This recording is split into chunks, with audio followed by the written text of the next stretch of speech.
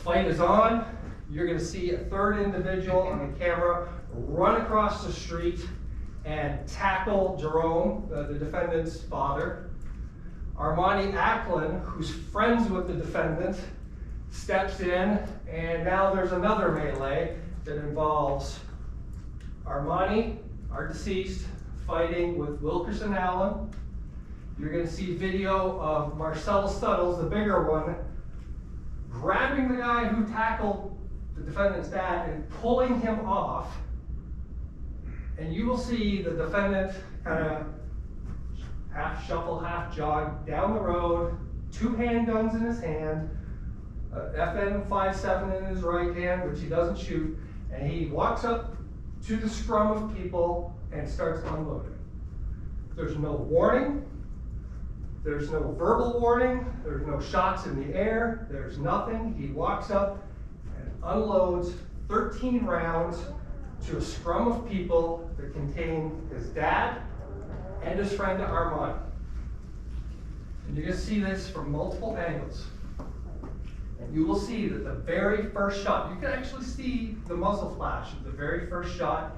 You'll see the very first shot go off, and Armani falls forward dead.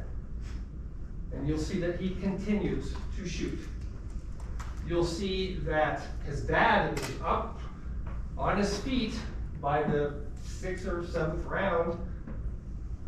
People are scattering and running away, and the defendant is still shooting at them. First of all, Jerome Lewis, my client's father, is the oldest one that was there. He's in his 40s. The men that he was facing were in their 20s. He didn't mention that.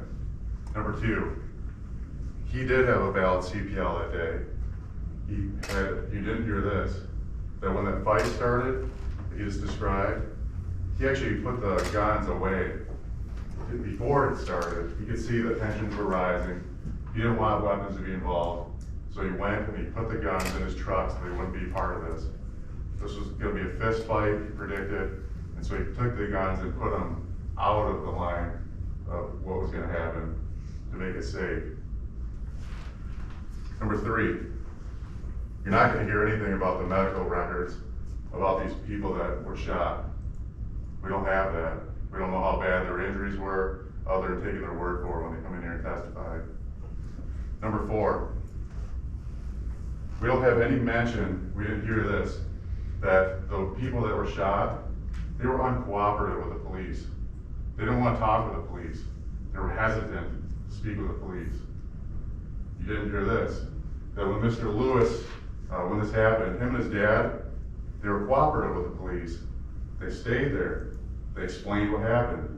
They didn't run. They were interviewed. They explained. We're going to hear when they testify why they did what they did. You're going to hear Genesis explain that his dad is his business partner. He's the closest person to him on this earth. They work together every day. They formed a business together years ago, and they sell women's clothing. You didn't hear this. When Genesis discharged that firearm, his dad in his 40s was on the ground, being stood over by multiple men. One of them he thought was an MMA fighter, stomping on him. You didn't hear this. Then when his dad was squared off against Marcella Stuttles and Marcellus Wilkerson Allen, he was facing him face to face. One man in his 40s against 2 guys that are in their 20s. He's looking at both of them, and he's defenseless.